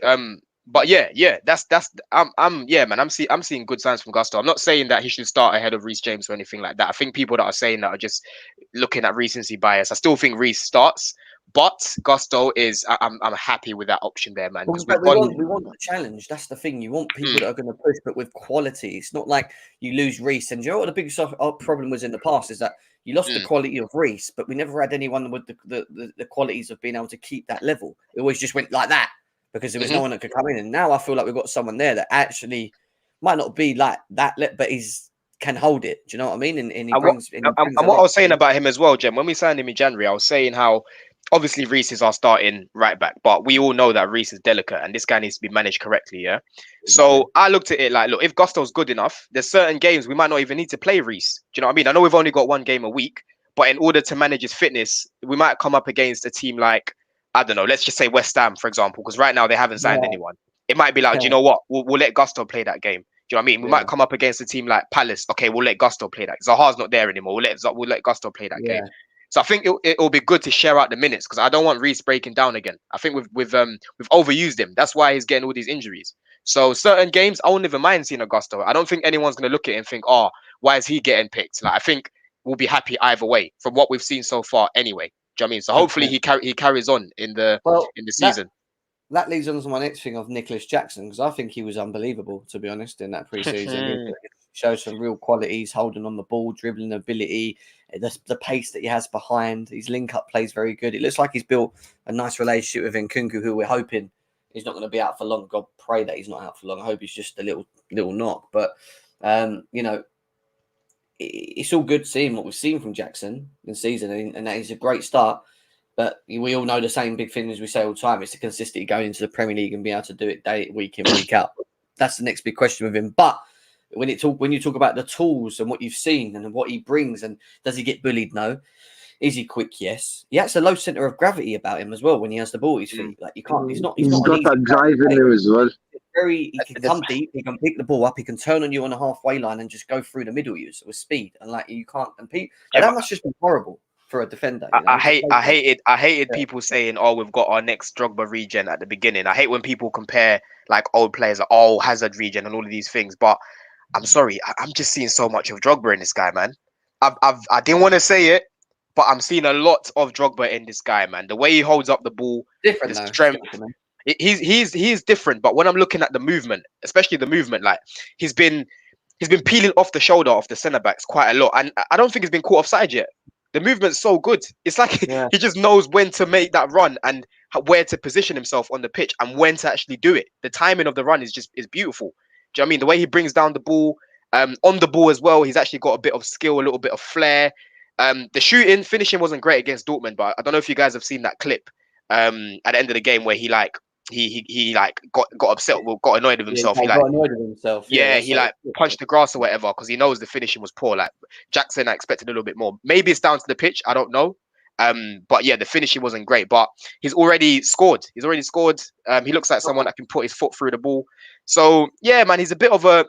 I wouldn't say he's a complete player, but I'm liking the attributes that I've seen from him so far. Well, his attributes actually work for us better, is what I'd say to what we've had in the past, because now we can actually build off him. We can actually play the ball over the top.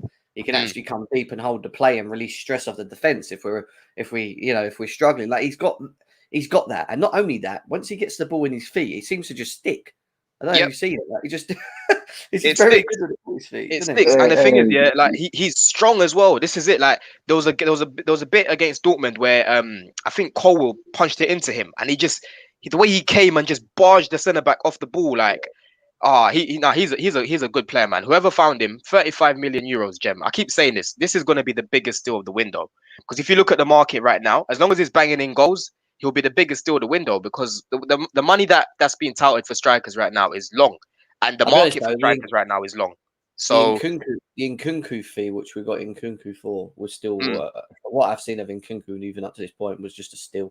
He's another one for me. Nkunku was a steal, but Gem, 35 million euros for a striker, bro. Like that is cheaper than Nkunku. You can't get any better than that. But they're different. But what I'm saying is, Nkunku, like from what I just think Nkunku's something else. We've just not had it in ages. I'm telling you, like it's just the way he's off the ball, the way he gets in behind, playing off the left. Even that bit where he got injured, where he just went direct straight through the middle, 1-2 with Jackson in cut. Should have got a penalty, by the way. Cut inside. Oh yeah, definitely. If that was VAR, that would have been like Nkunku for me, Jackson as well, from what I've seen. But Nkunku and Jackson for me have to both play together. 100%. I think they've got a bit of a connection. I think that left side we can see that there's a bit of chemistry between them two. So yeah, I'm just hoping that Nkunku is going to be fit for Liverpool, because that knee injury, I don't know. I think that's a precautionary. The ball sticks to his feet as well. His dribbling ability with the ball. People say he's quick. And Nkunku's quick, by the way. He was rapid. I'm not joking. It's like we've got the one thing I would say about our attack now, which we didn't have for a couple of seasons, is we've got sheer speed, but technical players that actually, when you get the ball at their feet, can link up play and create and dribble, and on top of that, actually take shots at goal. I feel like we've got that now. Do you know what I mean? And we're a little bit more direct with what we're doing in the box, and the four at the back. Hasn't been much of a problem. I'm still a bit worried about the midfield. We know that. We're going to obviously talk about that in a second. But, it's good. It's good to see what we've got. I still think we need one more or two maybe in the attack. Elise, Kudus, whatever. I think we still need to do that with just numbers, just with like Madueke not being sure of his injuries and things like that. But, the one player I feel like needs to step up still is Sterling. I look at him and I think he could really work well for Chelsea off the right. in what we have. But then, you know, he made one real good cross in the last game where, he played it first time to Jackson. That was what I want more of him. Do you know what I mean? Yeah. And behind, like, boom, that's like, but then sometimes he gets the ball and he just takes well too long in it. You know, he just holds it too long. So I think he needs to get that right in himself, Sterling, and hopefully if we find him in the box as well, he'll contribute to goals. But I feel like, with Sterling, I think he just needs to. He's an experienced player, so I shouldn't really even be saying this about him. His decision making is poor. It is so poor.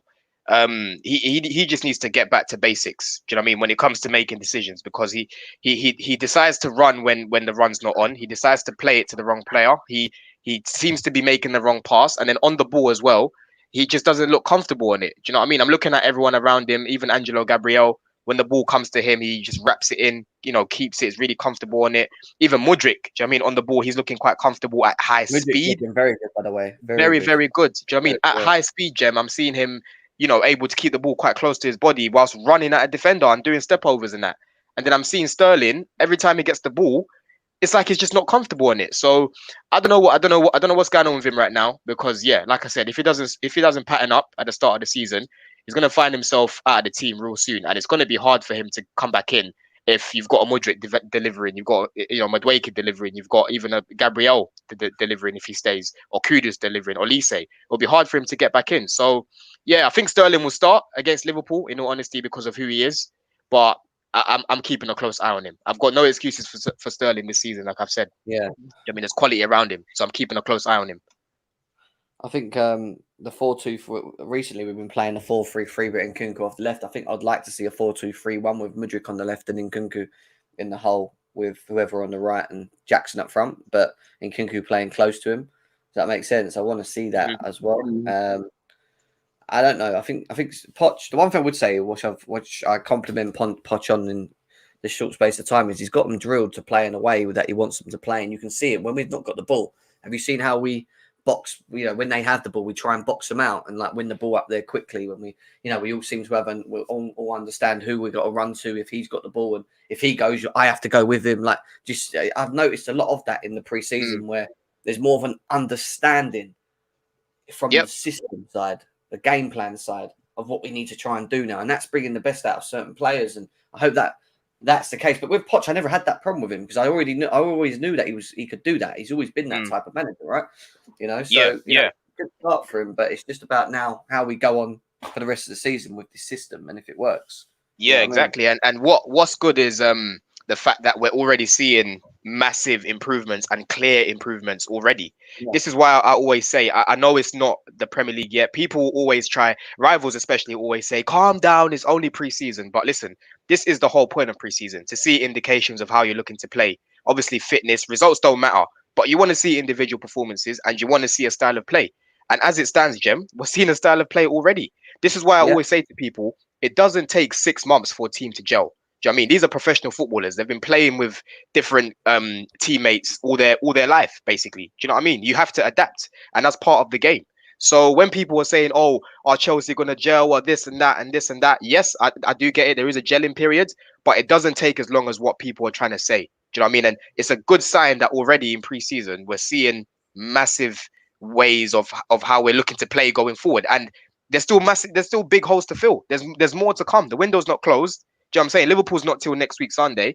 So next week, Jem, we could be having a call about 3 new signings that have come in, 2 more signings that have come in, and now we're looking at it completely differently. I will say this: a lot of the signings have been like 6 months ago, so the gelling period don't really make sense. Like we've had them for quite a while now. If Caicedo relations already. If Caicedo comes through the door, he just starts straight away with no pre-season. He's just going to have to start. And again, it goes back to what Don's saying. I think quality's there. Once there's a system, it don't take the players long to fall into that, and then you start seeing the build-up. But what I would say is I feel Poch would have struggled with a system with what we had before, proper players-wise, because I don't think that it was just the right mix. We had no strikers, no players that were direct or technical. I think that would have been an issue. I think it would have been an issue for most managers. But now what we have is quite exciting.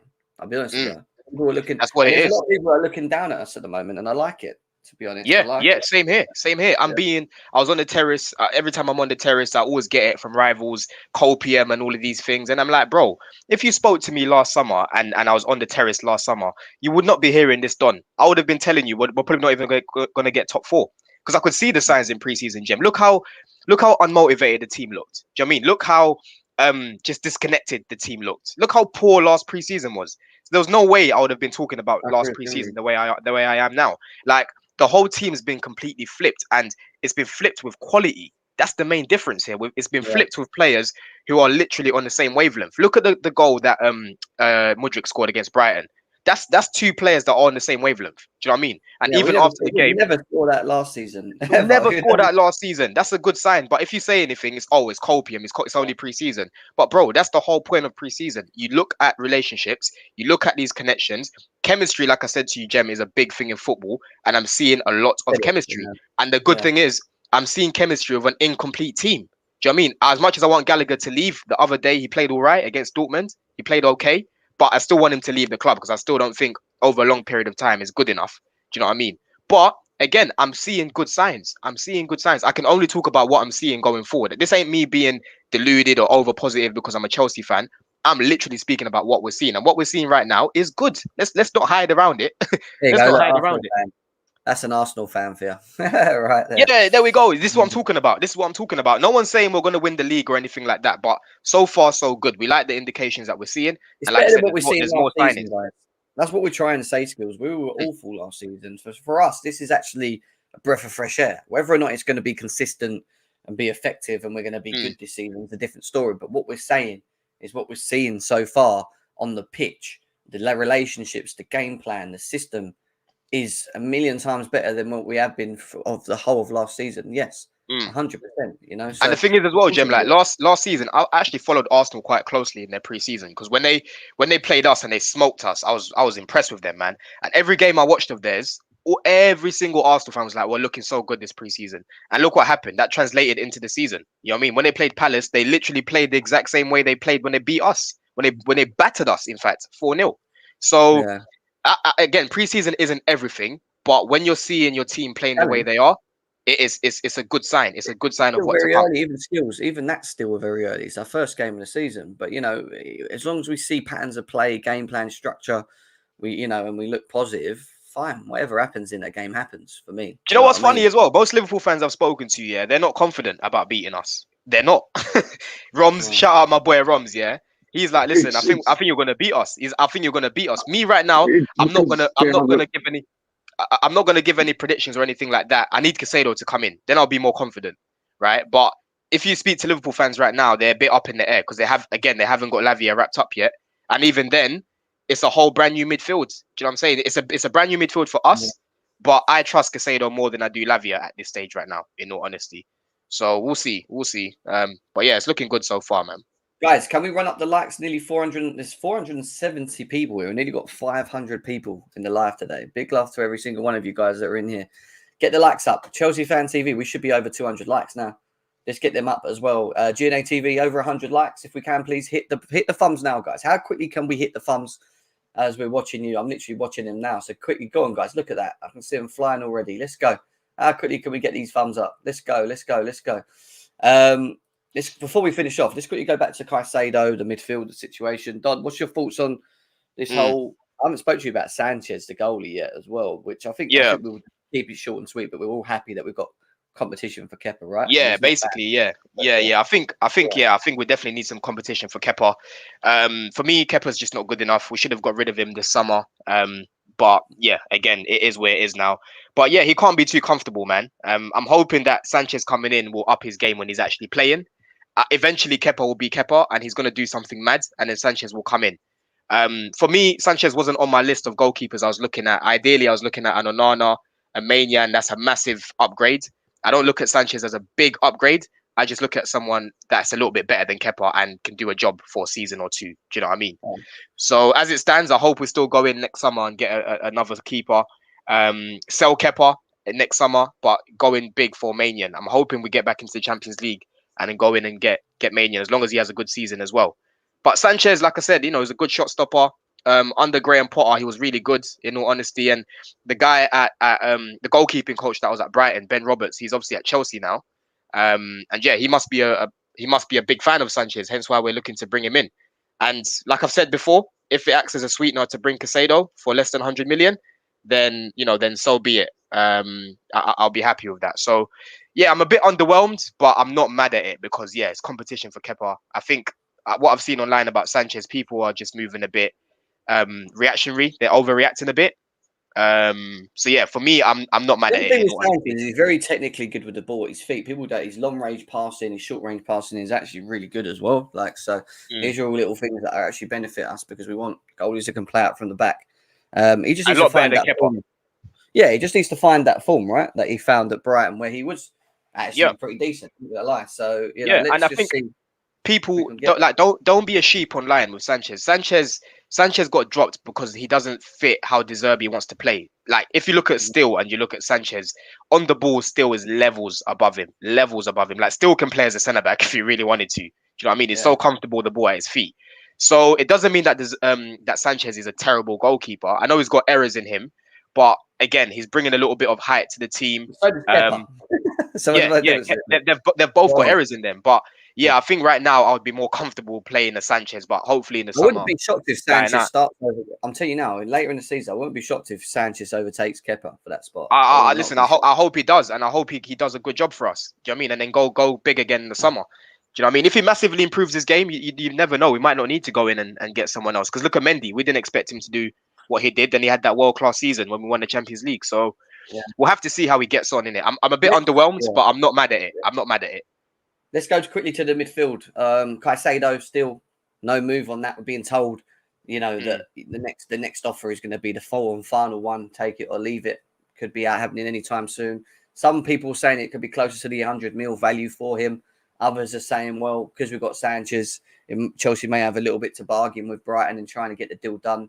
It also squashes the old tweets about the relationship between Brighton and Chelsea when they were saying that it's fallen through when we just signed Sanchez, which was a load of waffle. So They don't understand how business works. And Ben Jacobs today also came out and said that Chelsea want one senior midfielder, but also want one other midfielder. And there's obviously been talks about Tyler Adams, Paredes, which is what True Blue's saying here as well. So what's your overall thoughts on the situation, Don? What you got? With Caicedo? Just Caicedo, the talks of Tyler Adams or Paredes potentially being like a number two coming in. I mean, what's your thoughts? For me, I think we need to obviously bring in Caicedo as soon as possible. We've spoken about him. It's taken a little bit too long. I do think that we'll get him for. I still think we'll get him for less than 100. But yeah, that needs to get wrapped up before Liverpool. In all honesty, we need him for that game, right? But I wouldn't go in for Tyler Adams right now. I've liked what I've seen from Santos. This is a player that I think can be really good for us going forward. He's been able to hold his own against Premier League oppositions in pre-season. Against Newcastle, he played well. Wrexham, he played well. Brighton, he played well. Do you know what I mean? I was pissed that he didn't start the other day against Dortmund. But yeah, I'd rather keep him. What I think we need is an attacking midfielder. Do you know what I mean? We lost Kai Havertz. We lost Mason Mount. We need an attacking midfielder because all we've got right now really is Nkunku, Gallagher, who's not good enough, and then you've got Carney. So if we bring in a Kudus, he can play midfield. He can also play on the wing as well. Olise, apparently the plan is for him to play as a 10. But yeah, I think we need more of a progressive midfielder rather than a defensive mid. We don't need 3 CDMs like a Tyler Adams, Caicedo, and Santos when we've got one game a week.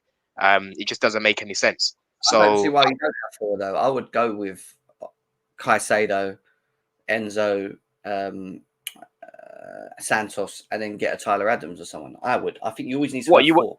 You want to have 3 CDMs because Santos is going to play 4 versatile 6s. Mm-hmm. I don't know about that, man. I don't really. The thing is, because I feel like right now with the game, with the season, it's going to be one game a week, and I've got a strong feeling that Poch is barely going to change the team, rarely even going to change the team. I think Caicedo and Enzo they picked themselves in the starting 11. Obviously, injuries can always happen, but both the injury records are pretty much squeaky clean. And I don't think Enzo's ever had an injury. And Caicedo, I haven't checked it, but I'm sure I've checked it before. Sorry, I'm sure it's pretty squeaky clean as well, right? So I just don't see the need to have 3 CDMs in the squad because I think Santos will be the player that will come in. What about the cup games? You want Enzo or Caicedo to have to play every game? I think they'll play. I think they'll play because I think Poch is gonna try at least compete for them. I don't see Poch doing what he was doing at Tottenham, where he wasn't taking those seriously because the target for them over there was to get top 4. I think with the cup games, you're still gonna see a strong team because again, we've only got one game a week. I think Poch is still gonna try go for it. I know there's gonna be a few changes. I get the whole one game a week, and it's probably not going to change much. Caicedo and Enzo will start, but then they'll maybe switch them around in between games, and I get all that. But I'm just saying, yeah, you've got to take injuries into factor. We have to because we're Chelsea Football Club. We go through a lot of them a lot of the time. So and not just that. I know they're not playing much, but there will be moments, maybe weeks where maybe we can't because you need to remember this. In December, we play every 2 to 3 days a week. We play like 8 or 9 games. So you're asking Enzo and Caicedo to play every 2 to 3 days. I'm not saying they can't, but not having them options available to go right. Tyler Adams start for Enzo this time. Caicedo's on the bench. He then comes on. 2 days later we got Arsenal. Throw him in with Enzo. Do you know what I mean? Like having the option. If you don't have that, you're then asking Conor Gallagher to play in them positions. Facts. Facts. But the thing is, I'm trying to get away from, and I don't want that. I don't want to see Conor Gallagher. This is what I'm saying. It all depends on the plan. It all depends on the plan right now of Gallagher. Do you know what I mean? With Gallagher, that guy, that brother's got to get out. Yeah, ASAP. In fact, yeah, we need to sell that guy ASAP. If we do end up keeping Gallagher, then I'll say, okay, cool. Then we need to bring in another CDM, like a Tyler Adams, because I don't want to see Gallagher played as the deepest midfielder. I do not want to see that again. Do you know what I mean? I saw that under Tuchel. I saw that with Graham Potter. I don't want to see that again. So if we don't get rid of Gallagher, then I would say, yeah, bring in probably a more defensive midfielder that can cover that position because Gallagher's going to play further forward. I don't think. Nah. The problem is, right, with the whole situation is, you guys, I'm sure you guys are aware as well, during December, January period is the period where we tend to drop off points and we tend to be that inconsistent team.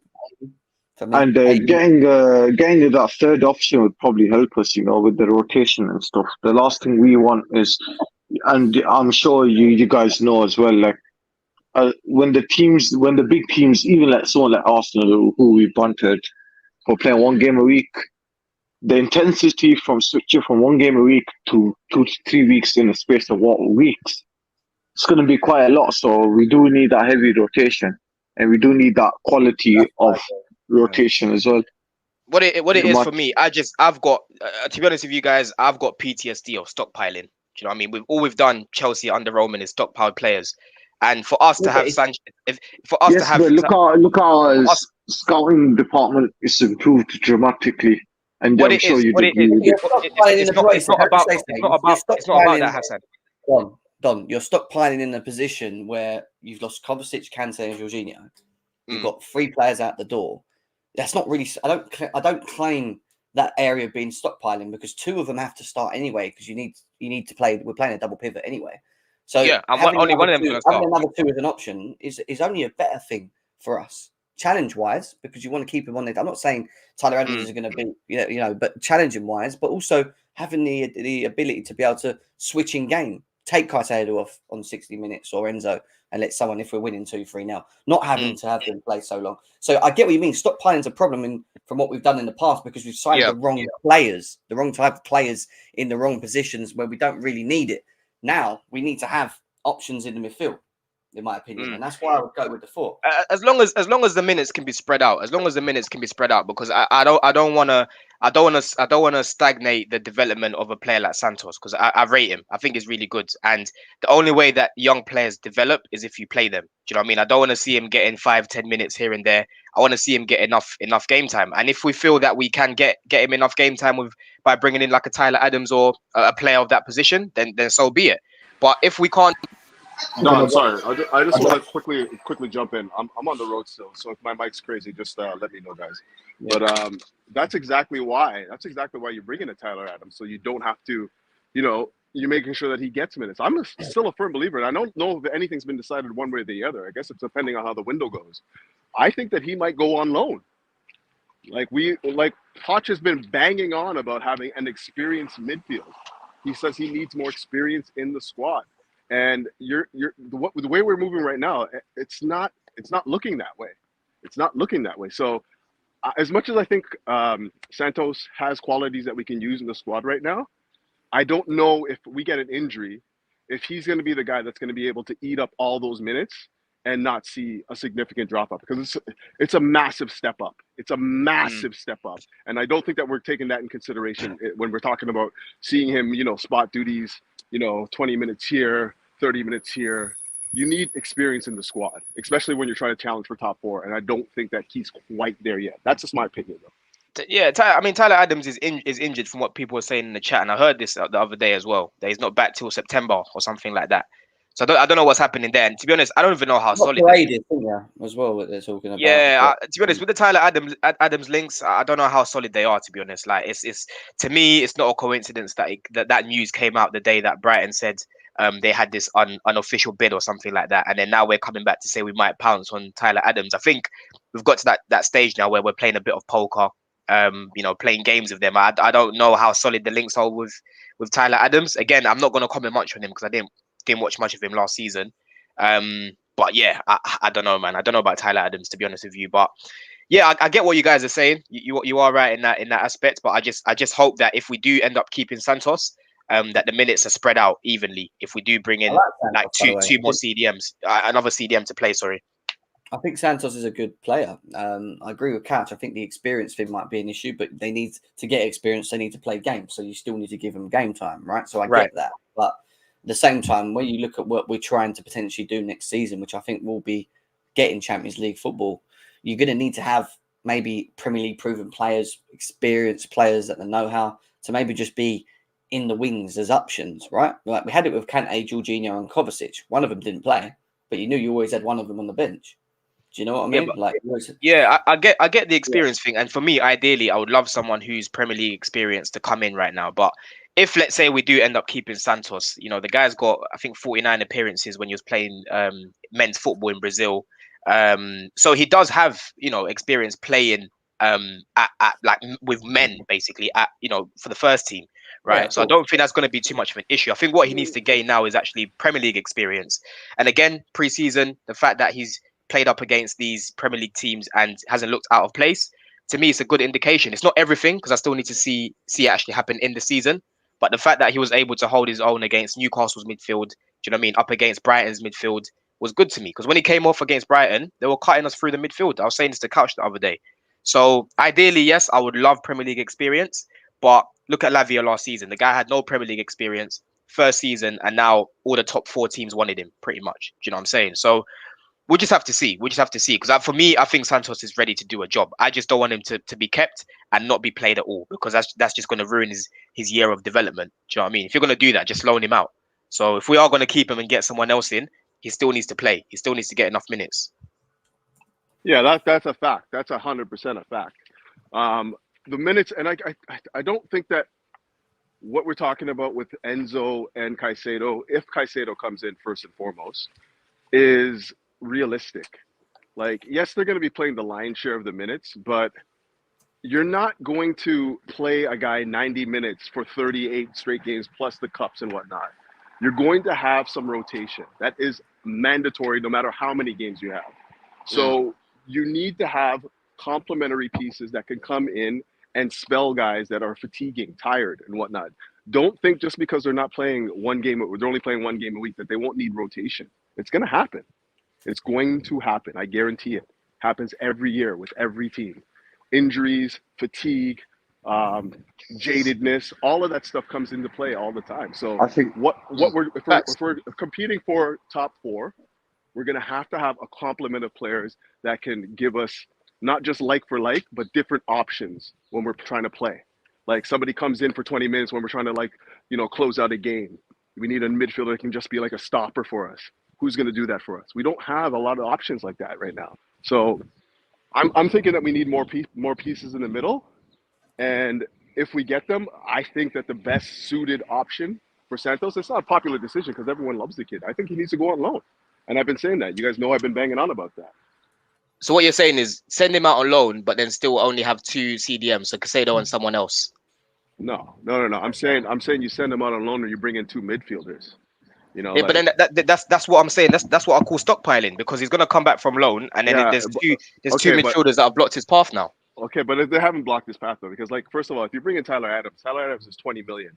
You know, it's not like you've blocked this. You bought a guy that's 90 million that's going to stop him from playing if he's better.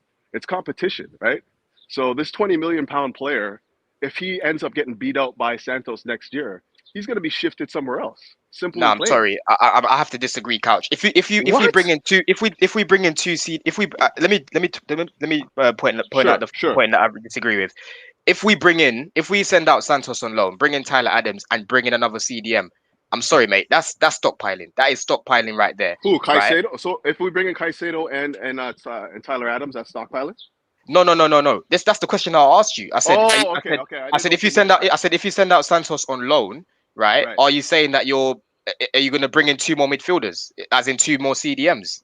Oh no. I meant specifically that Caicedo would be one if we can get him, and then Hmm. you bring in another one to complement it, so it's four altogether. Okay, yeah, cool. So then Yeah. that wouldn't be stockpiling then. But again, that's basically that's how I kind of look at Santos right now. I'd rather him be the understudy due to the, again, one game a week. I know there's going to be rotation, fitness, and all of these things. You need to take that into account. But I'm just a bit skeptical about bringing in, keeping Santos and bringing in another CDM and bringing in Caicedo.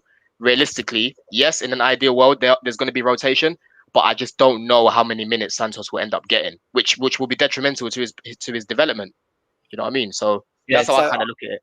I just think stockpiling doesn't mean having Caicedo, Enzo. I think Santos will stay. I would like Santos to stay personally, and then having one more midfielder with that. I think that's just giving you options as of when we need them, rather than asking players to be played out of position, which is what we've done in the past so many times. I want to avoid asking players to be asked to play out of positions that don't benefit them. I don't want that anymore. So I'd rather spend 20 million on a player that I know might not get as many minutes next season, but as of when he's available or we need him, he can come straight in and he knows the role. Yeah, He knows if we what to can do. find Yeah. someone like that, Jem, if we can find someone Yeah. like that who's happy, just coming in when, like, a rotation player, like a squad player, I'm Yeah. all for it. But if we bring in a player that's going to be like, oh, I'm not getting enough game time, I need to play ahead of Santos and that, then it's a bit long. But if we manage to find someone somewhere that's got a little bit of experience and just kind of happy to just, do a job when they need to, then so be it. But I just don't want to. I don't want to stagnate Yeah. Santos's development. That's what I'm talking about here. I don't want to ruin his development, because we used to do this a lot under Roman, and I'm done with those days. Do you know what I mean? So I'm more about the competition, and like if guy comes in and he's comfortable with just sitting on the bench, and I don't want him on the team. I want a guy that's fighting for his position every time.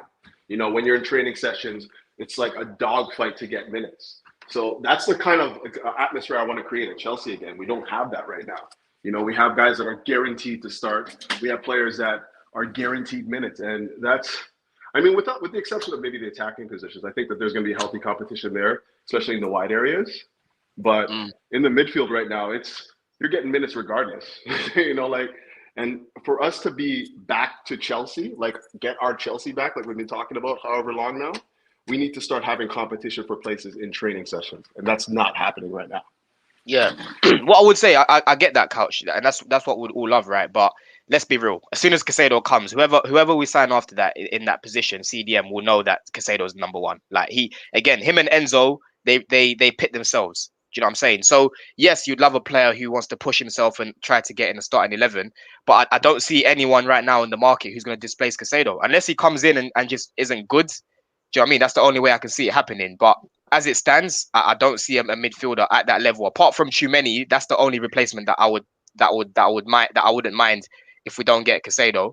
There isn't anyone at that level right now that's going to displace him. Let's just be real about it. But So you it's never gonna know. have to be someone who knows their place, basically. Like, obviously, I'm not saying sit there and just collect a wage, but they have to understand their role in the team, because every player's got a different role. Some players are crucial to the team. Some players are important players. Some players are squad players. Everyone understands their role. And Chalobah, for example, he understands he's a squad player. He comes in when needs to be, and he doesn't complain about it. But I'm sure in training, he trains as hard as he can. Do you know what I mean? It doesn't mean he doesn't want to be at the club. He just understands his role. So that's the point that I'm making. We need to get a CDM that understands his role, because let's be real, no one's displacing Caicedo right now. Unless he comes in and just falls off, there's no one that's displacing him right now. Yeah. All right. And on that note, guys, I have got a dip. Hour and 45 minutes in. Good show, man. It's been nice to come back with you guys. Hopefully, the next show I do will be here we go. Caicedo is a Chelsea player. We pray that this is going to be the case. We're at the end game with this. I know I've been saying this for a while now, but it's definitely the end game. We've been told that we want this sorted before the Liverpool game as well. So it needs to be done for me either over the weekend or early next week. So let's see what happens with Caicedo. If Chelsea bring in any more additions, whether it be a forward like Elise or Kudus, Tyler Adams or Paredes, is that going to be actually, is that also going to be? I should say right now, can I just quickly jump in? I know you want to leave, but like Paredes is not coming to Chelsea. Like that guy, let's be real, he's not coming to Chelsea. Like he doesn't solve any of our problems in the midfield at all. So that to me is just like if you're saying that Tyler Adams is just like thrown out there for whatever reason, that even more so signifies that. I don't see Paredes at Chelsea at all. I can see what's going on, man. Like, to me, this just indicates that everything's getting closer now. Do you know what I mean? The fact that we're putting all these names out there, we're sending out briefings on these names that we have on our list, it's just getting closer. So every time I see a new name, Couch, like when I saw Paredes today, I just rubbed my hands, smiling, bro. I was smiling at it. I was like, yeah, this is getting closer now because it's build up to the end game, isn't it? Yeah, basically, yeah, it's a game. It's a game right now. That's what it is. Let's see, guys. Let's see. Make sure before you leave, guys, you leave us a comment. Let us know what you thought about the show, what your thoughts are on the topics that we spoke about today as well. Smash the likes. Before you leave, smash the likes, guys. I want to see the likes fly up as well. And yeah. What are we on right now? I don't know. What are we on right now? Hang on, look. We are on 203 likes on Chelsea Fan TV. Come on, guys. There's over 300 people there. So let's get up to 300. Chelsea Fan TV, there's over 100 people there. Let's get this to 100 likes before you leave, guys, as well, please, if you can. And leave a comment as well. Big love to the panel, as always. Just one last question, bro, before you go. Musa just asked, how do we join the panel? Are we planning to do any like calls soon? Yeah, we're doing calling shows. Yeah, you got to audition, so that means that we have to watch your comments in the comment section. If you're saying some proper things, then maybe you could jump on. Right now you're in the training session. Lads, let me give you a tip. We'll do a calling show for for the likes of yourselves that are watching as well to come in once. We'll do one next week. Yeah, hopefully we get some news on Caicedo and some others, and then we'll open it up as well and let you guys come in and give us your overall thoughts, because we've still got to do our overall our overall summer transfer review show where we talk about the players we brought in and. Was it a good summer for us? Have we covered the areas we need to? All that stuff still to come. All before the Liverpool game, which we still need to do a match preview for as well, because we still got to predict our lineup for that game and talk about that first game. The football's back, the season's back, Chelsea are back. Jan is back, no more holidays. I'll be going to Chelsea matches with Don again, probably, which would be great. Yep. So yeah, now we can watch good football, hopefully. And yeah, we move on, guys. Big love to you. Enjoy your weekend. And I will be back very, very soon, guys. Peace out. Peace.